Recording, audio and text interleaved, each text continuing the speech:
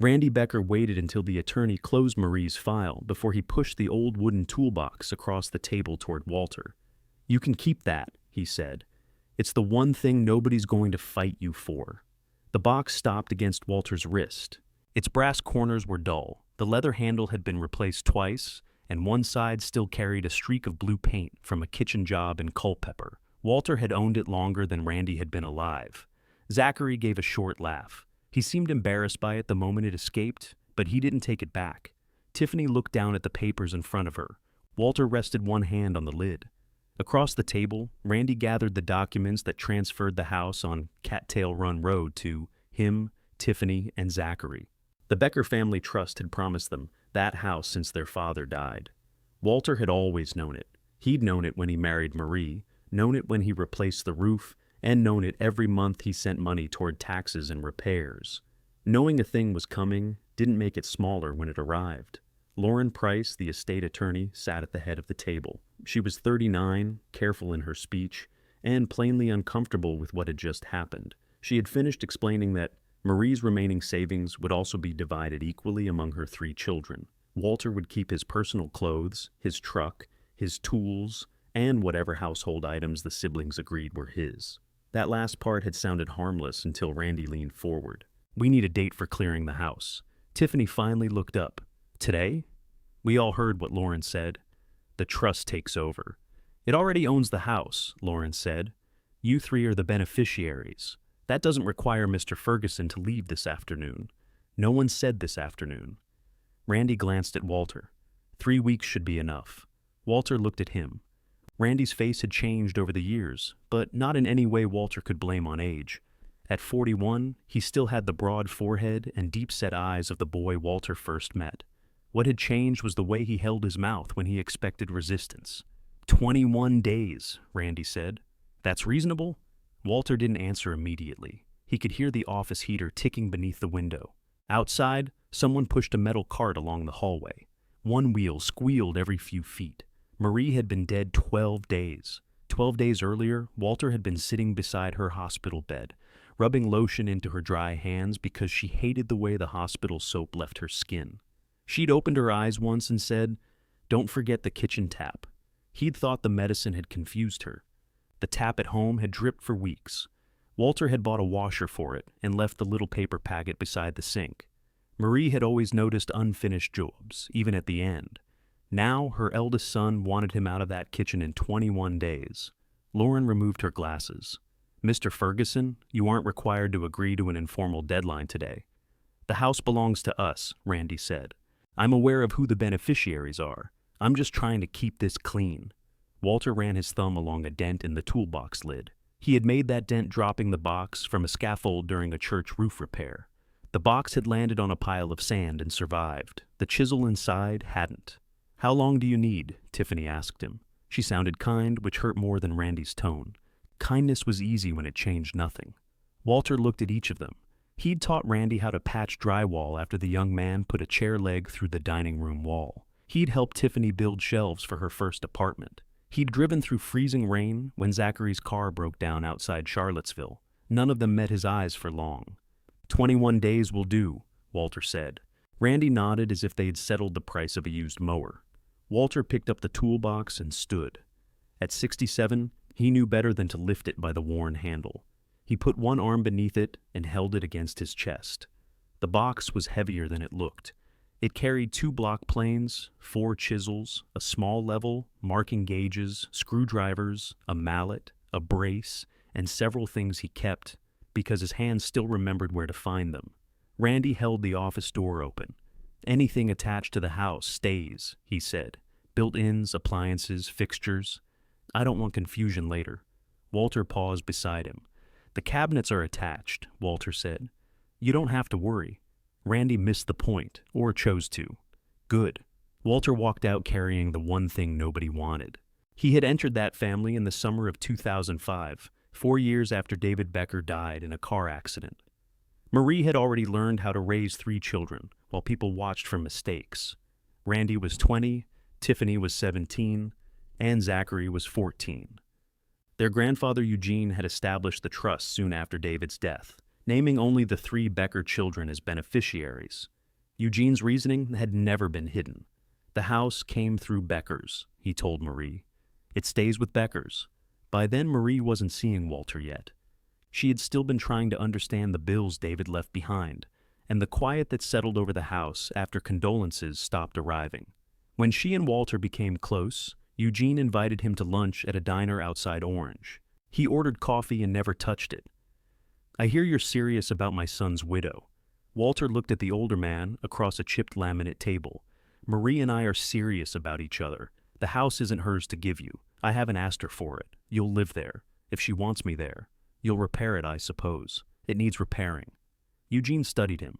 Suspicion had become a habit by then, and habits often remained after their usefulness passed. "My grandchildren get that property," he said. "Whatever happens between you and Marie." Walter stirred sugar into his coffee. "That seems clear. You don't object? It's not mine." Eugene leaned back, almost disappointed. He'd arrived ready to defend the house from a man who wasn't trying to take it. Walter married Marie that October. He moved into the Cattail Run Roadhouse with 2 suitcases, a record player, 6 boxes of books, and the battered toolbox he'd carried since his first years as a carpenter. The house had a sagging back gutter, 2 unreliable outlets, loose boards in the upstairs hall, and a furnace that groaned before it started.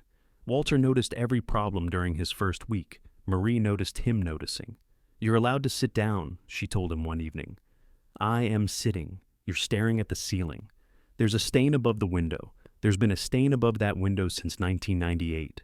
That isn't a defense of it. It hasn't killed anybody. Not yet." She laughed, and he climbed into the attic the next morning. Walter never tried to replace David. He understood that the dead left shapes in a family, and forcing yourself into those shapes only caused damage. David's photographs stayed on the mantel. His tools remained in the garage until Randy took them. Marie still visited his grave on the anniversary of the accident, sometimes alone and sometimes with the children. Walter's place grew through ordinary things. He kept a spare can of fuel when Randy's old sedan began lying about how much gas it had.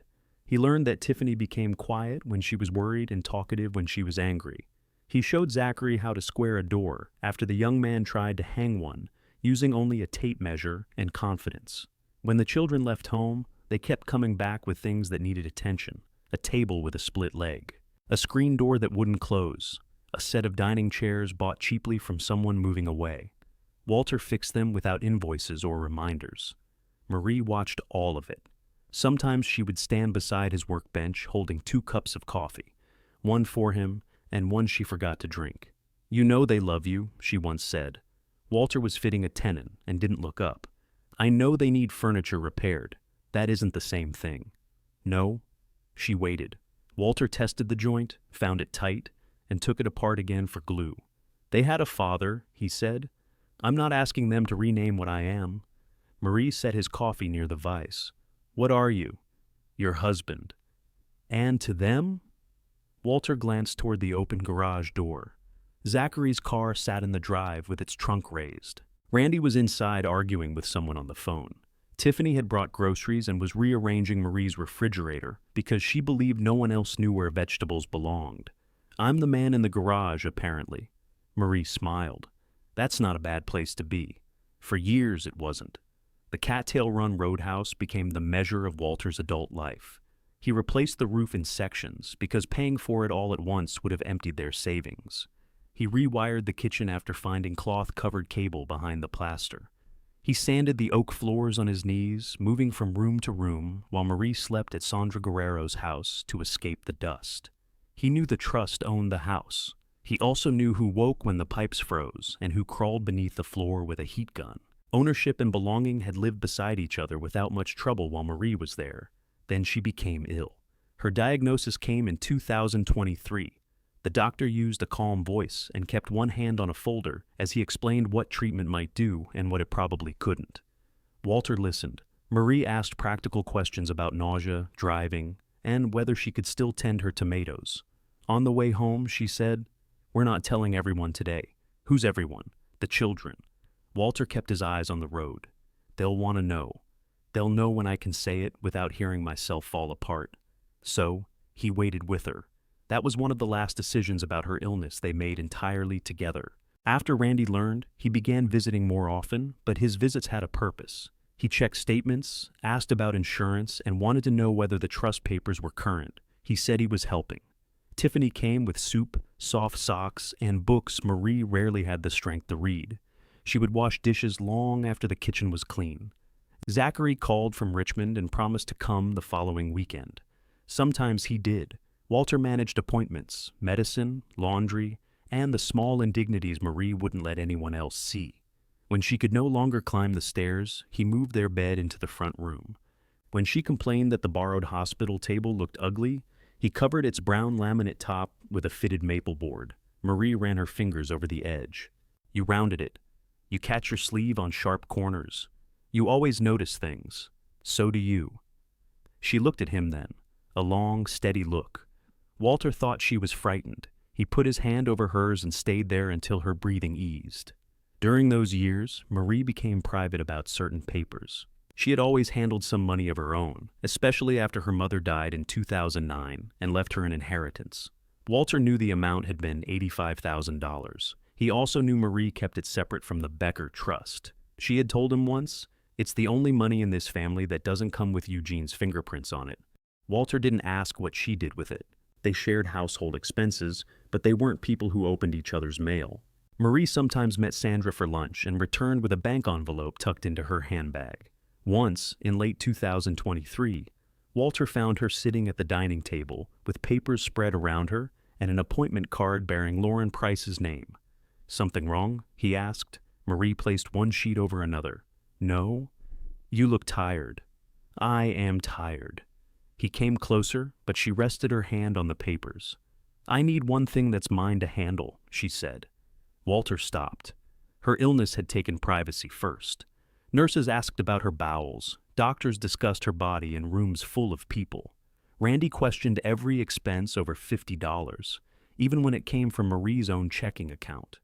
Walter understood why she wanted one closed door.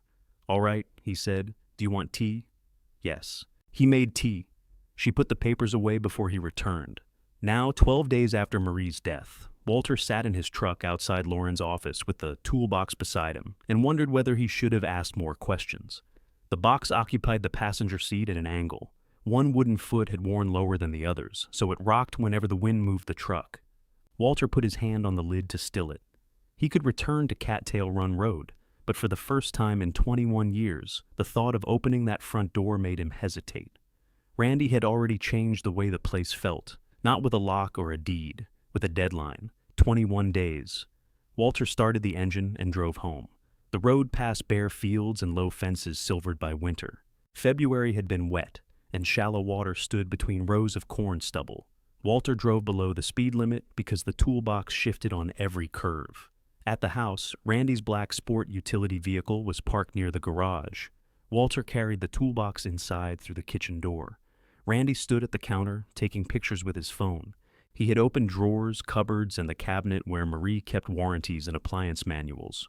"What are you doing?" Walter asked. "Documenting. 12 pictures of a toaster. Everything needs to be listed." Walter set the toolbox on the floor beside the pantry. Randy's eyes followed it. "Garage would be better for that." "It's mine. I know. I just had the floor cleaned last month." Walter looked down. A faint wet mark showed beneath one corner where the toolbox had touched the parking lot. He took a dish towel from the drawer, bent carefully, and wiped the spot. Randy's face tightened. This wasn't how he wanted the exchange to go. Anger would have been easier for him. He had prepared for Walter to argue about the trust, accuse the children of greed, or refuse to leave. He hadn't prepared to watch an older man clean one damp mark from a floor that man had installed. "I didn't mean you had to do it now," Randy said. Walter stood. "When will you be staying here?" "Not until we decide what we're doing." "We?" "The three of us." Walter nodded toward Marie's blue mug on the draining board. "Have you decided who gets the dishes?" Randy exhaled. "Walter, I'm not trying to be cruel. No? No. This is uncomfortable for everybody." Walter looked at the open cabinets. "It's Tuesday afternoon. Your mother's funeral was Saturday. That's why we should handle things while everyone's focused." "Focused? You know what I mean." Walter did know. Randy was afraid delay might create ambiguity. and ambiguity was dangerous to a man who had spent years waiting for something already promised to him. "I'll take what belongs to me," Walter said. "I won't take what doesn't." "Good, that's all I'm asking." "No, it isn't." Randy lowered his phone. Walter picked up the toolbox again. His fingers hurt around the underside, though he didn't show it. "You're asking me to sort 21 years into yours and mine before the flowers on your mother's grave have wilted." Randy looked toward the window. 21 days, he said quietly. That's still the date. Walter carried the toolbox down the hall. The small back room had once been Zachary's. After Zachary left, Marie used it for sewing until the light bothered her eyes. Walter had slept there during the final months of her illness because medical equipment filled the front room and he needed somewhere close enough to hear her. His clothes occupied half the closet. A suitcase lay on the top shelf. The rest of his belongings were scattered through the house, mixed into a life that no longer belonged to him. He set the toolbox on the bed and opened it. The smell of wood shavings, machine oil, and old leather rose from inside. His tools rested in the removable top tray, each one in the place his hand expected. Beneath the tray were larger tools, a chalk line, a coping saw, and a canvas roll of drill bits. Walter lifted out a chisel and checked its edge, sharp enough. He wasn't sure why that mattered. He had no job waiting and no house to repair. Keith Allen had offered him a room, but Keith's daughter was moving home after a separation, and the spare room was already needed. Sandra had told him he could use her guest room for as long as necessary. Walter knew she meant it. He also knew she had spent 3 years helping Marie and deserved to close her own door. He took the suitcase from the closet and placed it beside the toolbox. Downstairs, a cabinet door closed. Randy was still making his list. Walter began with shirts. He folded each one across the bed and placed it inside the suitcase. He had packed 6 when his phone rang. Keith's name appeared on the screen. Walter answered. "Hello? You out of that meeting?" "Yes. How bad?" Walter looked at the open toolbox. "The house goes to the children. So does the money." Keith was silent for a moment. He had known what the trust said, but he'd hoped Marie had found some way to protect Walter's place there. "What did you get?" he asked. Walter ran one finger along the worn rim of the box. "My toolbox." Another silence followed. This one felt different.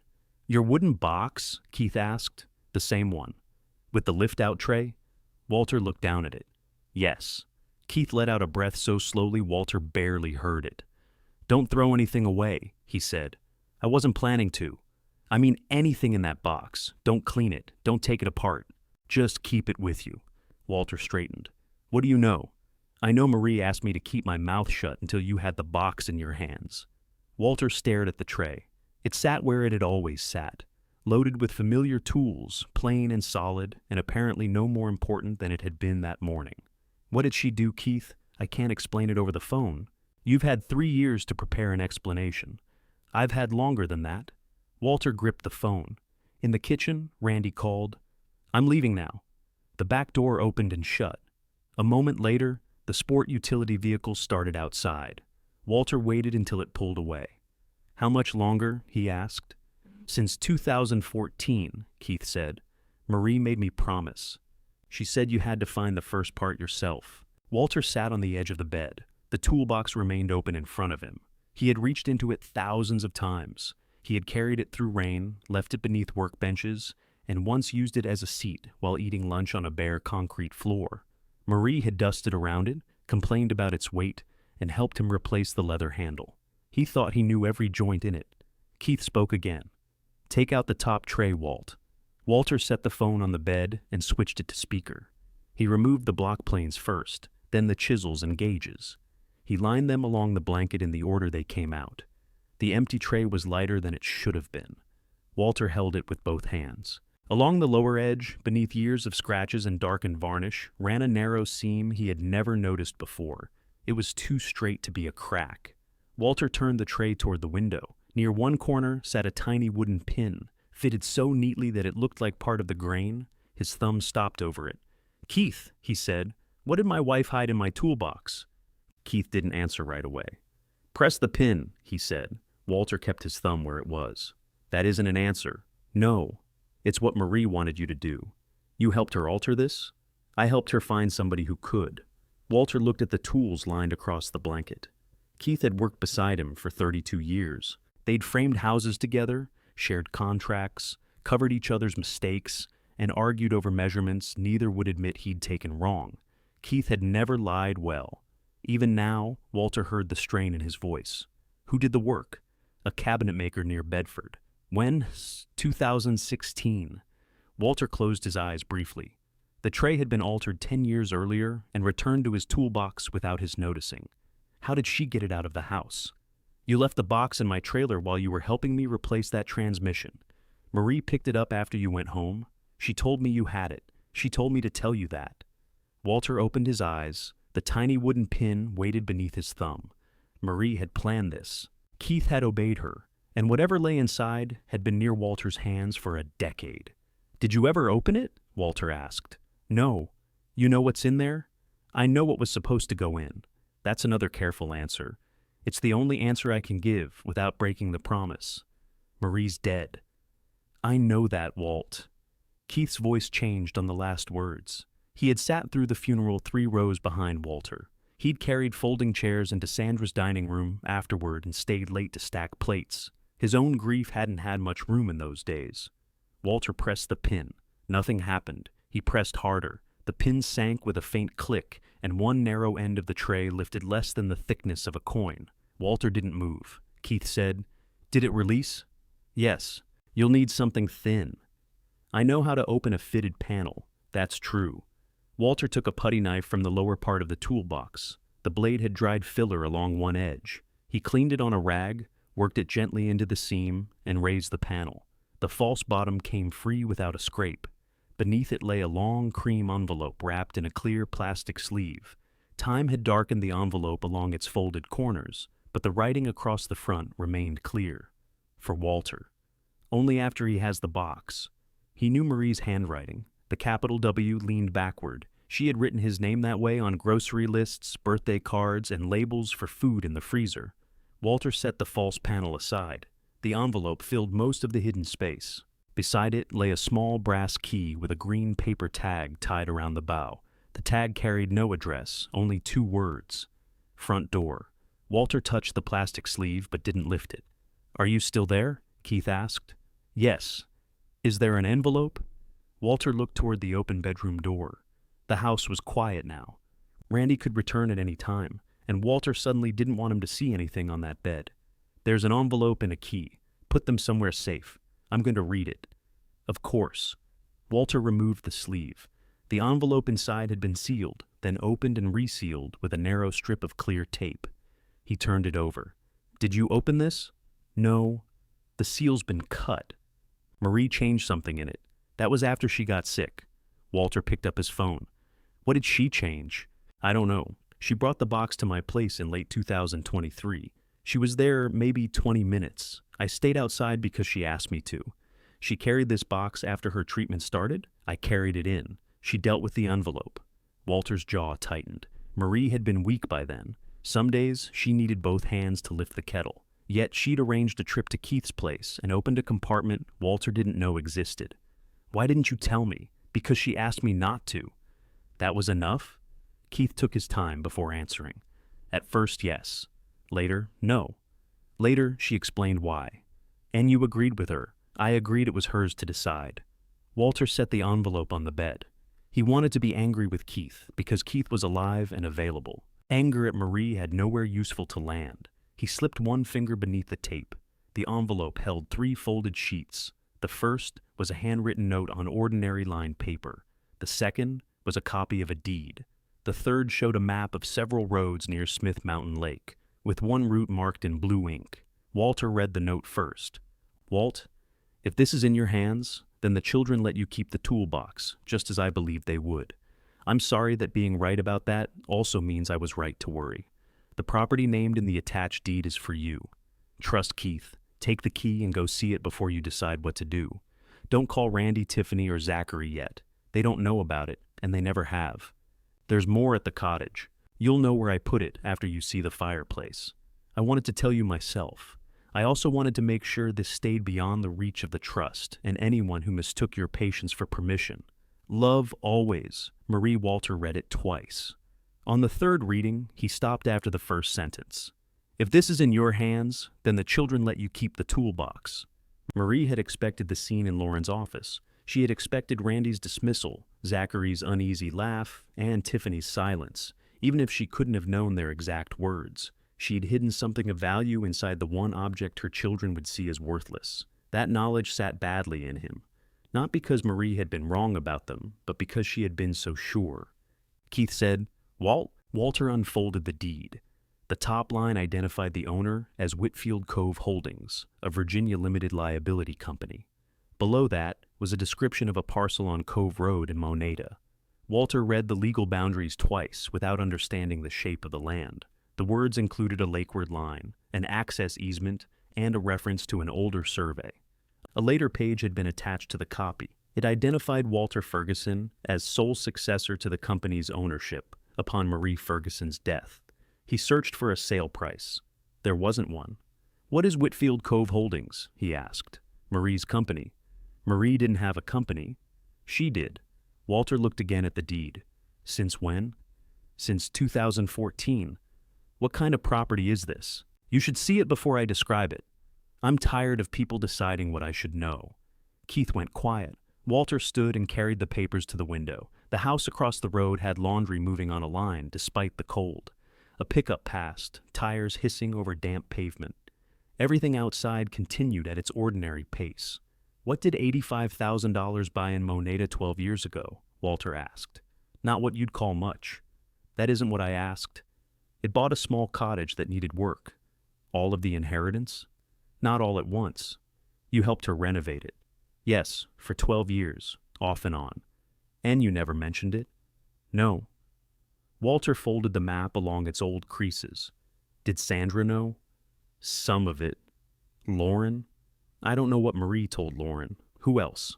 "The cabinet maker knew about the tray. A few tradespeople worked at the cottage. They knew Marie owned it through a company. They didn't know about you." Walter looked toward the doorway again. Randy had photographed the kitchen that afternoon. He had counted appliances and warned Walter about fixtures, while a deed lay beneath tools he'd dismissed as junk. Walter could have called him. For one sharp moment, he pictured Randy hearing that Marie had owned another property. He pictured the silence that would follow. Then he read Marie's note again. "Don't call Randy, Tiffany, or Zachary yet." Her request didn't settle the matter. Walter wasn't a man who followed instructions merely because they'd been left by the dead. But Marie had expected resistance, and she had taken care to place the first explanation where only he would find it. He owed her enough attention to understand before he spoke. "When can you take me there?" Walter asked. "Tomorrow morning. I can drive myself. I have the gate code." The note came with a front door key. The road uses a shared gate during the off-season. It keeps people from dumping boats and old appliances near the water. Walter studied the marked route. Why didn't she write the code? It changed last month. The association sends it to the company mailing address. Where's that? My shop. Another secret inside the first. Walter sat again and placed the papers back in the sleeve. "Come here tonight," he said. "You want me to explain? I want you to look at what I found and tell me whether it's what you expected." "It is." "You haven't seen it." "I saw Marie put the original deed into that envelope in 2016. You just said you never opened it." "I didn't. I was standing in the garage. She held it up before she sealed the envelope." Walter considered the distinction. Keith had become skilled at answering only the question asked. Marie must have trained him well. "Come anyway," Walter said. "Use the kitchen door. Randy's still there?" He left. "I can be there in 40 minutes. Bring every record you have connected to this property." Keith hesitated. "That's more than will fit in my truck cab." "Then bring the records that prove what you've told me." "All right." Walter ended the call. He returned the note, deed, and map to the plastic sleeve. The brass key went into his shirt pocket. He started to place the sleeve back beneath the false panel, then stopped. The compartment had protected the papers for years. It was no longer the safest place for them. Randy had already begun cataloging the house, and Walter didn't know whether he might decide the toolbox needed documenting too. Walter crossed the hall to the bathroom. Beneath the sink, behind spare soap and a packet of disposable razors, stood a dented metal shaving case. He emptied it, wiped the inside, and put the sleeve there. Then he placed the case in the bottom of his suitcase between two folded sweaters. He returned to the toolbox and examined the hidden space. The cavity was less than an inch deep. Its side rails had been cut from walnut and stained to match the tray. The false panel used a spring catch hidden behind the wooden pin. Clean work. Whoever built it understood that the best concealed joint wasn't the most complicated one. It was the one nobody had reason to question. Walter reset the panel and pressed until it clicked flush. He lifted the tray, turned it over, and found two tiny initials burned near one corner. NC. He wrote them on the back of Marie's note envelope before putting that envelope into the shaving case too. Then he packed the tools again. This time, he paid attention to every surface. He checked the canvas drill roll, the hollow handle of the brace, and the small sliding compartment where he kept spare pencil leads. He found no other message. The search left him unsettled. An hour earlier, the toolbox had been the last ordinary thing in the room. Now, even its familiar scratches seemed capable of keeping information from him. He carried it downstairs and placed it beside his chair at the kitchen table. While he waited for Keith, Walter began an inventory of his own, not the household, his life. He found a yellow legal pad in Marie's desk and drew a line down the middle. On one side, he wrote take. On the other, he wrote leave. Clothes went under take. So did his shaving kit, records, medicines, work boots, books, and the small radio in the garage. He added the cast iron skillet he'd owned before the marriage, then crossed it out. Marie had cooked with that skillet nearly every morning until she became too ill to stand. It no longer felt entirely his, and he wasn't ready to argue over cookware. Under leave, he wrote dining table, bed, cabinets, appliances, garden tools. He paused over garden tools. The long-handled spade had belonged to his father. He moved it to take. Walter worked room by room from memory. Each choice was small, but that was why he kept going. Randy had reduced the house to assets and fixtures. Walter needed to know what remained when those were removed. At 6, he heated soup Sandra had left in the refrigerator. He ate at the kitchen counter because the table was covered with his list. Marie's blue mug still sat beside the sink. He washed it, dried it, and wrote blue mug under take. Keith arrived shortly after 7 in his work truck. He came through the kitchen carrying a gray file box with a lid and a canvas document bag tucked beneath his arm. Walter unlocked the door but didn't step aside immediately. Keith had gone mostly gray around the temples. Cold air reddened his cheeks, and his right knee was stiff from an old ladder fall. He looked tired before the conversation began. "Is that everything?" Walter asked. "Everything I could bring without taking files Marie told me not to move." "Where are those?" "In a locked cabinet at my shop." Walter let him in. Keith set the box and bag on the table. His eyes went to the toolbox beside Walter's chair. "You found the catch." "I did. How long did it take?" "Long enough to make me wonder how Marie did it without breaking a nail." Keith almost smiled. "She practiced on a sample." "Of course she did." The smile disappeared. Walter took the shaving case from his suitcase and laid out the papers. Keith put on reading glasses and examined them without touching the note. "That's the deed I saw," he said. "The successor page is newer." "How much newer?" "I haven't seen it before." "It names me?" Keith read the page. His shoulders lowered slightly as if some private worry had eased. "She finished it then." "You weren't sure?" "I knew she intended to. After she got sick, she stopped telling me details. She said fewer people knowing made it safer." "Safer from whom?" Keith looked toward the dark kitchen window. Randy asked questions. About the cottage? He didn't know there was a cottage. He asked about Marie's inheritance. He came to my shop in 2024 and wanted to know whether she had invested with me. Walter hadn't known that. "What did you tell him?" "That Marie and I had never been business partners." "Which was technically true." "Yes." "What made him ask?" "He said her bank records showed old transfers he couldn't explain." Walter pulled out a chair but remained standing behind it. "How much did he see?" "I don't know. He mentioned a transfer from 10 years earlier. Marie changed banks after that.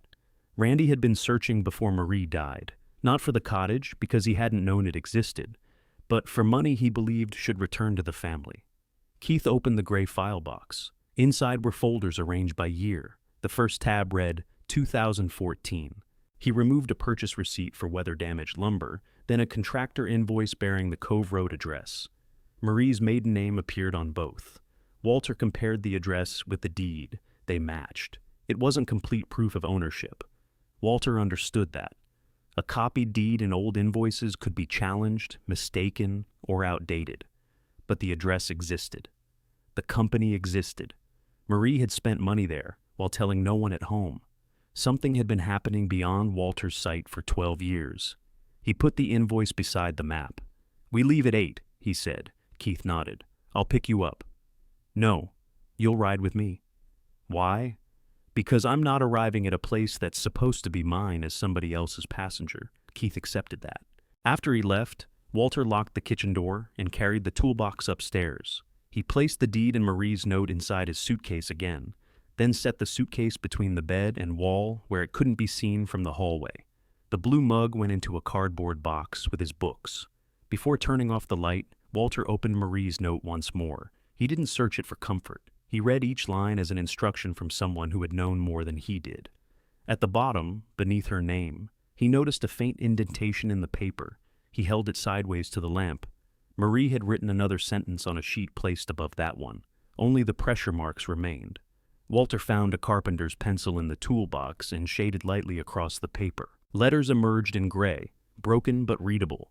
"The house was never the only home I prepared for you." Walter stopped. Then he placed the note in its sleeve, locked the suitcase, and put the key on the same ring as the small brass one marked front door. At 7 the next morning, Randy sent a text. "A locksmith will be there Friday to assess the exterior locks. You don't need to do anything. Just wanted you to know." Walter read it while tying his boots. Friday was 3 days away. Randy hadn't said the locks would be changed, only assessed. He liked language that left him room to deny what everyone understood. Walter replied, "I will be home Friday." Randy's answer came quickly. "Not necessary." Walter put the phone in his pocket without responding. The toolbox went behind the driver's seat. He placed the suitcase beside it, though he hadn't decided whether he was staying overnight anywhere. The deed, Marie's note, and brass key were inside his coat. Keith arrived at 8, carrying 2 travel mugs and a paper bag darkened by grease. "Egg biscuits," he said. "You look like you didn't eat." "I ate yesterday." That wasn't the question. Walter took the bag. They drove south through Charlottesville, then followed the road toward Lynchburg before turning toward Bedford County. Keith gave directions in short pieces. He didn't try to fill the quiet. "An hour into the trip," Walter said. "How often did Marie go there?" "At first, every couple of months, less after treatment started." "You drove her?"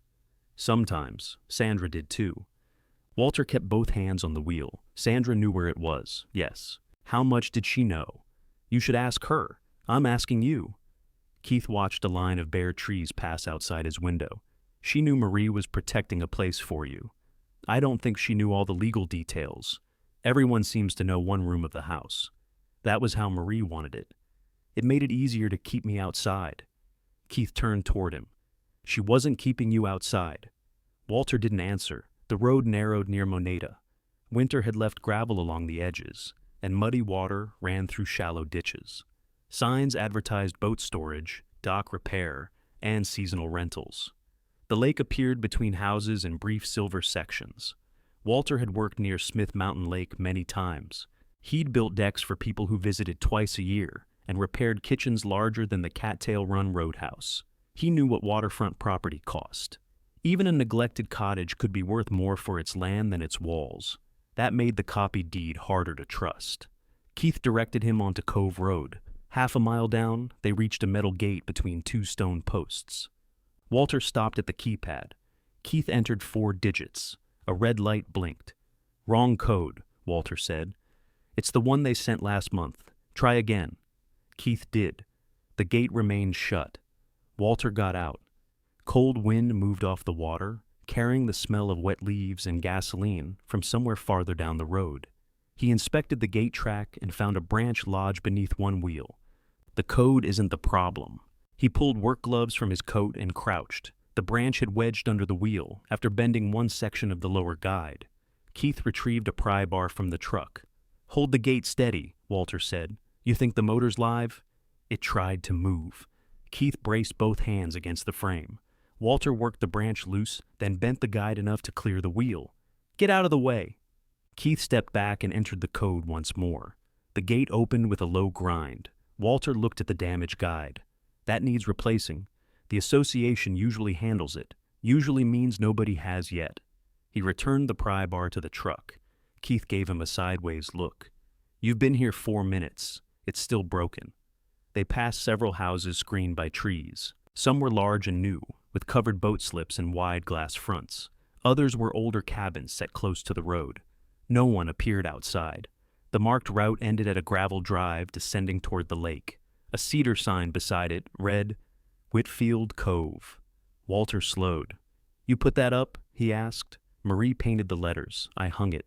The drive curved behind a stand of pines. At the bottom stood a one-story cottage with gray-green siding, a deep porch, and a stone chimney. It wasn't large. 2 front windows faced the lake, and a workshop trailer sat beneath a metal shelter to one side. Walter stopped the truck but didn't turn off the engine. He'd expected rotting steps, a patched roof, and blue tarps. Instead, the porch rails stood straight.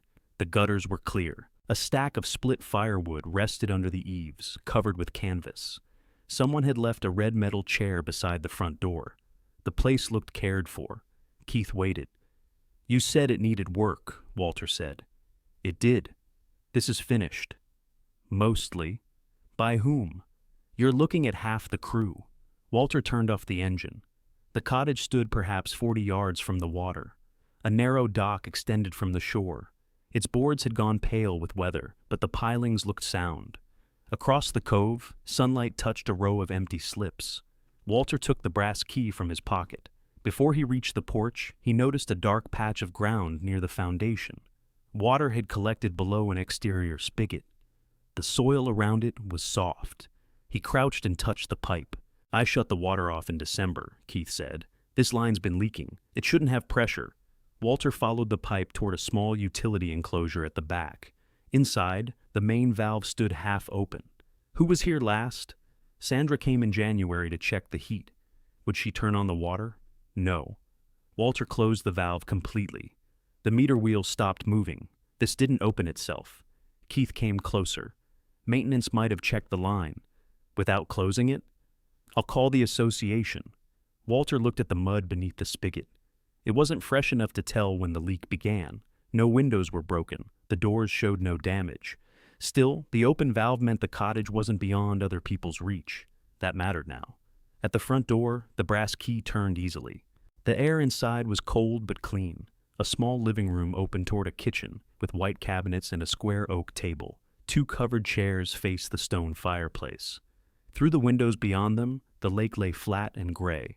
Walter stepped inside and wiped his boots on the mat. Marie's green raincoat hung on a peg near the door. He stopped so abruptly, Keith nearly walked into him. The coat was ordinary. Walter had seen her wear it on wet mornings and fold it across restaurant chairs. A packet of tissues bulged from one pocket.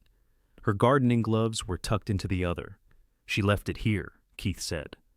Walter touched the sleeve. When? Last spring. You brought her? Sandra did. Walter removed his hand. She was barely walking last spring. She wanted to come. And neither of you told me. Keith closed the door behind them. She said you'd stop her. I would have come with her. She wasn't ready for that. Walter turned. You keep saying what she wanted as if that answers everything. No. I'm saying it because she isn't here to answer you herself. The words landed harder than Keith intended. He looked away first. Walter took Marie's gloves from the pocket and placed them on the table. Bits of dry soil remained in the seams. She had touched the garden here, while Walter believed she was resting at Sandra's house. A framed photograph stood on the kitchen counter. It showed no people, only the cottage before renovation. The porch roof sagged, vines covered one wall, and a sheet of plywood filled the front window. Marie had written a date across the bottom in blue ink. October 2014. Walter picked it up. What did she pay? $62,000 from the inheritance? Yes. That left $23,000 at the beginning for repairs, materials, taxes, fees. I didn't charge labor. You used company time, after hours, some weekends. Walter set down the photograph. Did I pay you for any of those weekends? No. Did we turn down jobs because you were here? Not because of this. Keith rubbed his stiff knee. Marie was careful, Walt. She paid every invoice from her separate account. If I bought supplies, I gave her receipts and she reimbursed me. Nothing came from Ferguson and Allen Contracting. You have proof of that? Most of it. Most? Receipts fade. A few early ones are missing. Walter walked through the kitchen. The cabinet doors were inset maple, simple and well fitted. He opened one and recognized Keith's habit of setting shelf pins slightly farther back than necessary. You built these? Yes. Walter ran his fingers beneath the counter edge. Marie sanded them. Keith looked surprised. How can you tell? She always missed the underside near a corner. There it was, a rough patch no larger than a thumbprint. Walter left his hand there. For 12 years, Marie had owned a second place. She'd chosen paint, planted something in the soil, and sanded cabinet doors with hands that later became too weak to lift a kettle. The secret was no longer paper. It had rooms. That should have settled something. Instead, it opened a larger problem. Where's the original deed? He asked. Keith shook his head. Not with me. The copy in the toolbox won't be enough. I know. Is the successor page recorded? I don't know. Who filed the company reports? Marie, through a service in Roanoke. Did anyone notify them she died? No. Walter took out his phone and called Lauren Price. She answered on the fourth ring. Mr. Ferguson? I need to ask you about a property. There was a brief pause. What property? A cottage in Moneta owned by Whitfield Cove Holdings. The silence that followed told him the name meant something to her. Where are you? Lauren asked. Inside it. Are you alone? Keith is here. Has anyone else been told? No. Please keep it that way for now. Walter looked at Keith. You knew about the company. I drafted documents for Marie, Lauren said. I didn't know where she placed the final copies. I found a copy deed and a page naming me sole successor. Do you have the originals? No. Then don't remove anything else from the property until we know what the company records say. Walter glanced toward the fireplace. Marie's note says there's more here. Did she identify what? She said I'd know where she put it after I saw the fireplace. Lauren exhaled softly. All right, you may need those documents, but photograph anything before moving it and have Keith witness what you find. Why? Because the cottage is held by the company, not in Marie's personal name. Your successor page may establish ownership, but until I compare it with the signed operating agreement, I can't tell you whether the transfer is complete. Could the children claim it? They can claim almost anything. Whether they can prove it is another question. That isn't much comfort. It isn't meant to be. I'm being careful. Walter moved to the window. The lake filled most of the view. Lauren continued. There's another problem. Randy called my office this morning. Walter's grip tightened on the phone. What did he want? Copies of every document Marie signed with me after her diagnosis. Did you give them to him? No, he isn't my client, and some records remain confidential. But he said he believes she moved separate money during her illness. He asked Keith about that 2 years ago. I wasn't aware of that. He still doesn't know about this place. Keep it that way until I've reviewed the papers. Walter watched a small boat cross the far end of the cove. Its wake reached the shore in thin lines. What happens if the original documents aren't here? We request company records, search Marie's files, and establish the transfer another way. It becomes slower and more expensive. I have 20 days left in the house. I know. Randy has a locksmith coming Friday. Lauren was quiet. Do you have somewhere safe to stay? She asked. Walter looked around the cottage. The furniture was covered, the water was off, and the room had the cold stillness of a place waiting for its owner. I may. Don't assume that yet. First, find what Marie left, then bring it directly to me. Walter ended the call. Keith stood beside the fireplace. She sounded worried. She's careful, that too. Walter approached the stonework. The fireplace was built from irregular gray fieldstone, with a broad hearth raised several inches above the floor. The joints were clean. Walter knelt, ignoring the pull in his knees, and studied the faces of the stones. He had taught Marie how to spot a removable panel years ago, when she wanted a concealed drawer in a hallway bench.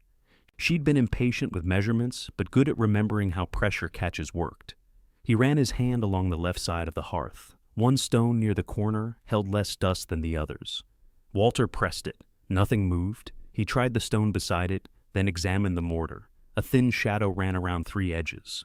The joint had been colored to resemble mortar, but felt like hardened wax beneath his fingernail. Keith crouched beside him. I didn't build that. Who did the fireplace? A mason Marie hired. I never met him. Walter took out his phone and photographed the hearth from several angles. Then he used the light to inspect the gap. Behind the stone was darkness. His phone rang while he was still kneeling. Randy's name appeared on the screen. Walter let it ring twice before answering. "Where are you?" Randy asked. "Why?" "I'm at the house. Your truck's gone, and the toolbox isn't in the garage." Walter looked at the dark line around the hearthstone. "The toolbox belongs to me. I know that. I'm asking where you are." Walter stood slowly. "You gave me 21 days to leave," he said. "You didn't give me a curfew. That's not what this is about." "Then what is it about?" Randy lowered his voice. "I found Mom's old bank statements. There are transfers I don't recognize." Keith watched Walter's face. "What transfers?" Walter asked. "That's what I'm trying to find out. Did she give money to you?" "No." "Did she buy anything for you?" Walter looked through the window at the lake, then down at Marie's gardening gloves on the table. "I'm still learning what your mother did," he said. Randy went silent. It wasn't an admission, but it was enough to make him listen differently. "What does that mean?" he asked. "It means I have packing to do." Walter ended the call. He turned off the phone and placed it in his pocket. Then he laid the putty knife, work gloves, and Marie's note on the floor beside the hearth. Keith reached for the stone. Walter stopped him. "No," he said. "This part she left for me." He slid the putty knife into the wax joint and worked along the upper edge. The seal gave gradually. Marie had learned enough not to force a fitted piece. She had also known Walter wouldn't force it either. He placed both hands against the stone and pulled. It came forward 2 inches, supported by a shallow wooden cradle. Behind it was a cavity lined with cement board. A gray metal box filled most of the space. Keith held the phone light while Walter photographed it in place. The box had a folding handle and a blackened corner. It was the kind used to protect documents from fire, heavy enough to make removal awkward from a kneeling position. Walter shifted onto one knee. "Let me take one side," Keith said. "I can manage, I know. Move your hand." Walter let him help. They lifted the box from the cavity and set it on the hearth. A small combination lock held the lid shut. Walter examined the dial. Did Marie use a regular number? Never for anything important. Wedding date? Too easy. Her mother's birthday? I didn't know her mother's birthday. Walter looked around the room. Nothing near the fireplace suggested 4 numbers. He tried the cottage purchase year. The lock didn't open. Then he looked at the photograph in the kitchen, the one dated October 2014. Marie had written the month as a word, followed by the year. He entered 1014. The latch released. Keith sat back on his heels. "I would have been here until summer." Walter opened the lid. Inside were several thick envelopes, a black document binder, 2 small notebooks, and a flat parcel wrapped in brown paper. Everything had been sealed in plastic. On top lay a white envelope marked "Read at the Cottage." Walter recognized Marie's handwriting again, but this envelope was thicker than the one in the toolbox. He placed it aside without opening it. Keith noticed. "You don't want to read that first?" "I want to know whether I have a place to read it tomorrow." He removed the black binder. The first page identified Whitfield Cove Holdings. The company had been formed in July of 2014. Marie's full name appeared as the only original member. Behind the formation papers was the original deed, stamped by the Bedford County Clerk. Walter compared its property description with the copy from the toolbox. Every line matched. The next section held annual company records. Each year had a single page confirming Marie remained the owner. The forms continued through the previous year. Walter turned to the operating agreement. Colored tabs marked certain sections. A blue tab identified the successor provision. Upon Marie's death, all company ownership would pass to Walter. If he died before her, the property would be sold and the money given to a regional hospice organization. There was no mention of Randy, Tiffany, or Zachary. Keith leaned close enough to read. That part wasn't in the first agreement. When was it added? Walter turned the page. The amendment was dated April of 2016, several months before the tray was fitted into the toolbox. Marie's signature had been notarized in orange. "She named me before she hid the deed," Walter said. Keith nodded. Walter continued. The final section contained the later amendment Lauren had mentioned. It repeated Walter's name as sole successor. Attached to it was a notarized letter dated August of 2023. Walter read the first paragraph. I, Marie Ferguson, direct that the ownership of Whitfield Cove Holdings pass solely to my husband, Walter Ferguson, upon my death. This company, its property, and all improvements were funded from my separate inheritance and were never held by the Becker Family Trust. Below that, Marie stated that Walter hadn't asked her to buy the property and hadn't known she owned it. Walter looked up at Keith. She put that in writing. She expected questions. She expected more than questions. A separate page followed on the medical office letterhead. Dr. Carolyn Mercer confirmed that she had examined Marie on the same date. In the doctor's opinion, Marie understood her property, her family relationships, and the legal effect of the documents she was signing. Walter read the statement twice. The examination had happened during the first months of treatment, when Marie still drove herself to some appointments. She had been tired and frightened, but she hadn't been confused. Walter knew that. The doctor had put it into terms other people couldn't dismiss. He returned the page to its sleeve. Keith lowered himself onto one of the covered chairs.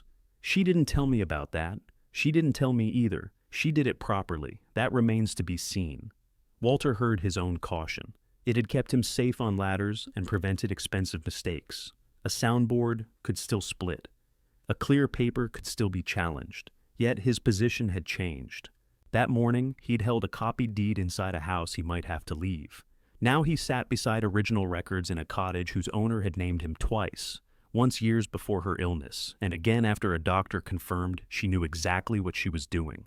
The secret had not been a last-minute gift made from fear. Marie had begun it, while both of them expected many years together. Walter removed the first notebook. It contained expenses written in Marie's small, tight hand.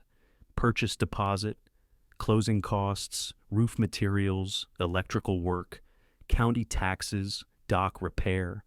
Every entry included a date, amount, and payment source. Most lines were marked MW Inheritance Account. A few later expenses were marked Rental Income. Walter turned to Keith. What rental income? She rented it during parts of 2 summers, just to people Sandra knew. The money paid taxes and insurance. You told me the cottage was private. It was. No listing, no management company. 3 couples used it. Walter found deposits corresponding to expenses. Marie had recorded each one. Did you stay here? One night during a storm. The road washed out. Did Sandra? A few times with Marie. Walter closed the notebook. The second held maintenance dates. It read like a conversation with the property. Gutter cleared, porch sealed, well pump checked, dead pine removed. Under an entry from the previous spring, Marie had written, planted rosemary beside kitchen steps. Walt always says it survives neglect, better than people think. Walter looked toward the back door. Through its window, he could see a low planter near the steps. A small woody plant leaned beneath a covering of leaves. He opened the door and stepped outside. The cold met him immediately. He crouched beside the planter and brushed away the leaves. Several green needles remained along one stem. Marie had planted it during the last visit Keith mentioned. Walter pinched one needle. Its scent stayed on his thumb. Keith waited inside until Walter returned. The water line needs repair before the main valve opens again, Walter said. I can pick up fittings. The leak's outside the wall. It may only need a new frost-free sillcock. I'll check the crawl space. They both understood what Walter had decided without saying it. He wasn't treating the cottage as evidence alone. He was going to keep it from being damaged. Keith removed a flashlight and knee pads from the truck. Walter found the electrical panel in a hall closet and checked each breaker. The main power was on, but the heat pump didn't start when he raised the thermostat. The display showed a low battery warning. Marie had left replacement batteries in a kitchen drawer, labeled in her handwriting. Walter installed 2. The system began with a hum, then warm air moved through the vents. That's one problem, Keith said. There'll be others. There always are. Walter returned to the metal box while Keith inspected the crawl space. The brown parcel held photographs. He untied the string and spread them across the table. The first showed Marie standing on the damaged porch in 2014. She was 53 then, wearing work gloves too large for her hands. Keith stood behind her beside a pile of torn shingles. Another showed the cottage after the new roof went on. Another showed Marie painting the kitchen. Her hair was tied back with a red cloth Walter remembered finding in the laundry. There were no photographs of Walter, but traces of him appeared everywhere. The kitchen paint matched the pale yellow he'd once chosen for their first bedroom. The table had the same rounded corners he used on furniture, because Marie caught her sleeves on sharp ones. The porch swing copied one Walter had drawn for a customer, but never had time to build for their own house. She hadn't created a life separate from him. She had built a place from details gathered beside him. Walter sat at the table and opened the thick envelope. The first page began with his name. Beneath it, Marie had written several dates in the margin: 2009, 2014, 2016, 2019, 2023. He read only the opening lines. "Walt, there are parts of this I should have told you while I was alive. There are other parts I couldn't tell you without putting the cottage at risk. That may sound unfair. It was unfair. I decided that keeping one safe place for you mattered more than having you approve of how I did it." Walter stopped there. He folded the page along its crease and returned it to the envelope.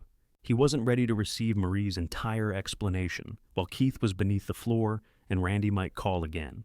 The letter required privacy, and Walter required facts.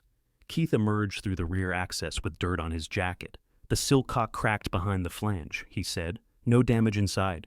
We can replace it this afternoon. Before we leave, you plan to leave? For Lauren's office." Keith looked at the open binder. "You found enough?" "I found what she'll need to start." Walter called Lauren again.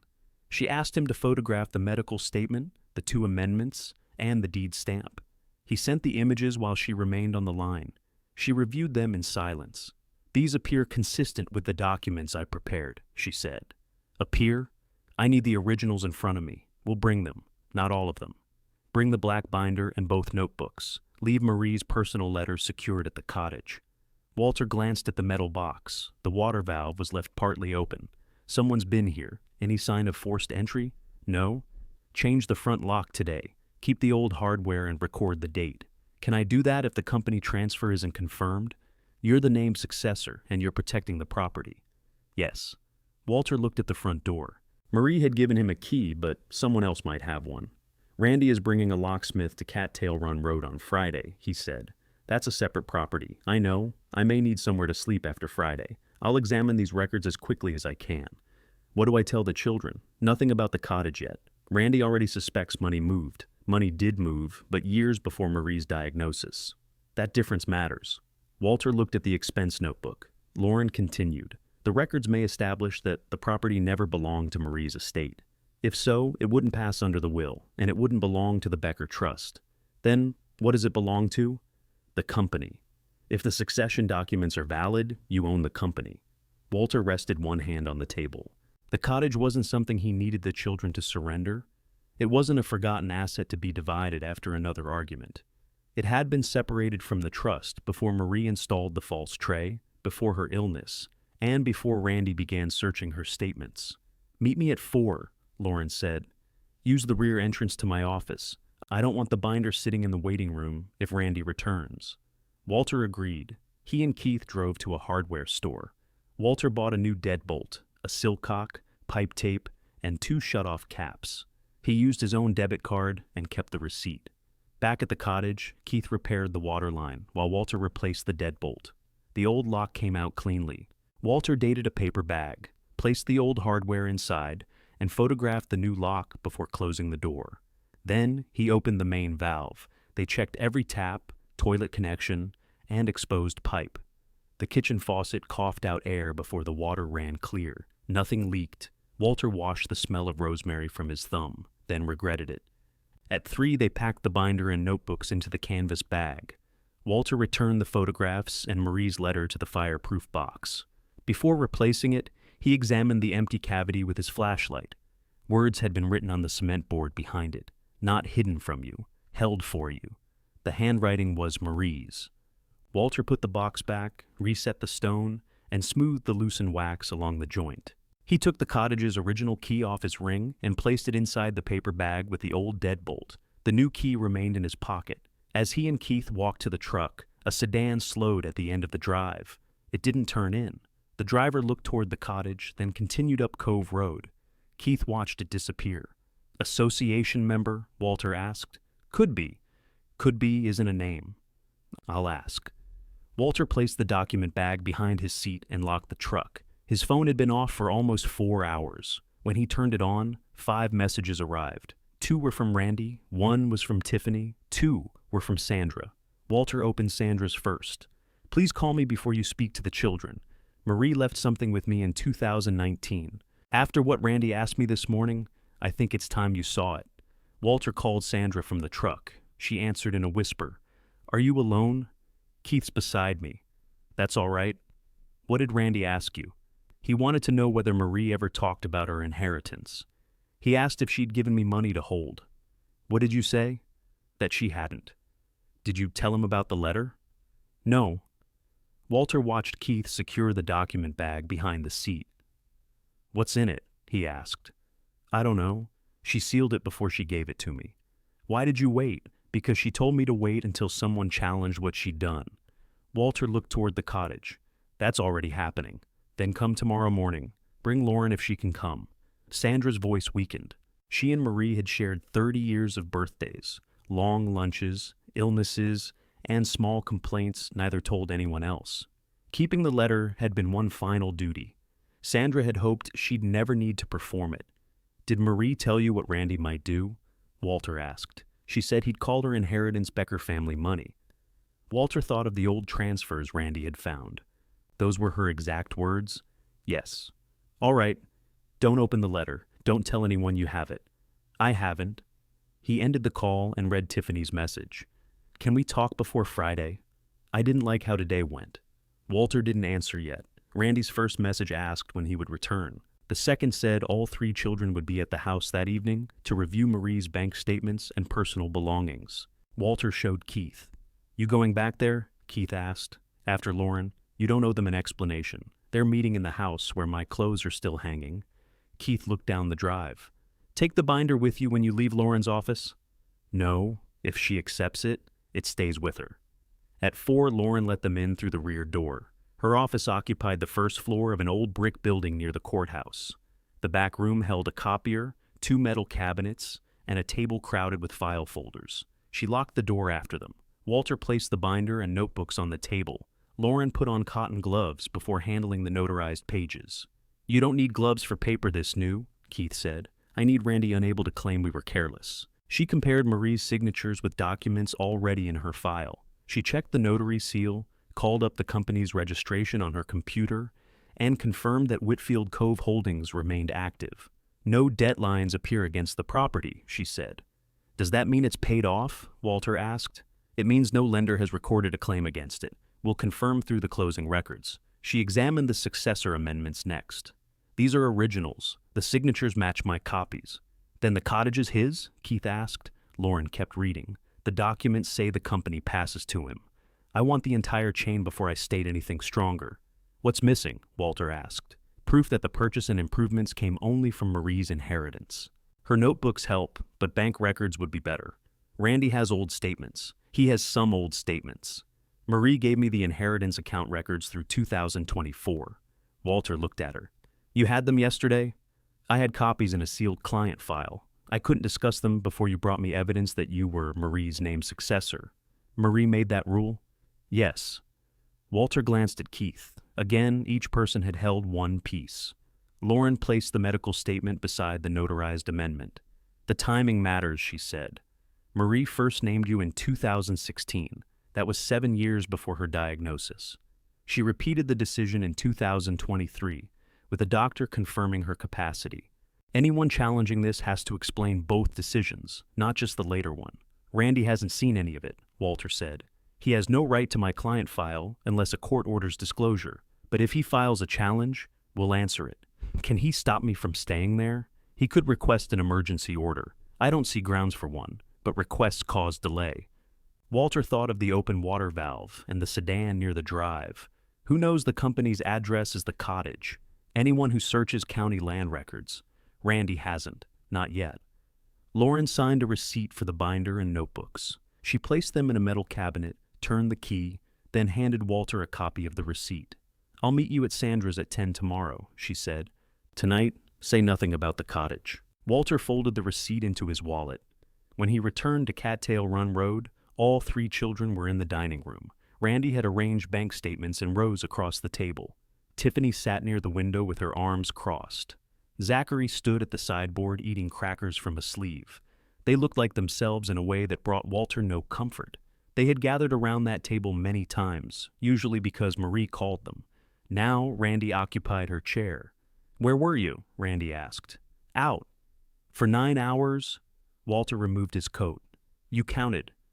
Randy tapped the statements. "We're trying to understand Mom's finances." Tiffany looked at Walter. "I asked him to wait until you got back."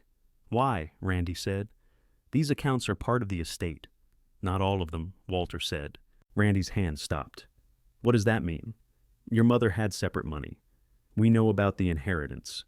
Then you know it was hers." Randy leaned back. "It came from our grandmother." "From Marie's mother." "Our grandmother," he repeated. Both statements were true. Randy preferred the one that made the money sound closer to him. Zachary put down the crackers. "There are transfers to an account ending in 6891. They start in 2014. "How much?" Walter asked. "Different amounts. 20,000 at first, then smaller ones." Tiffany turned toward Randy. "You said you only found one. I found more." "Where?"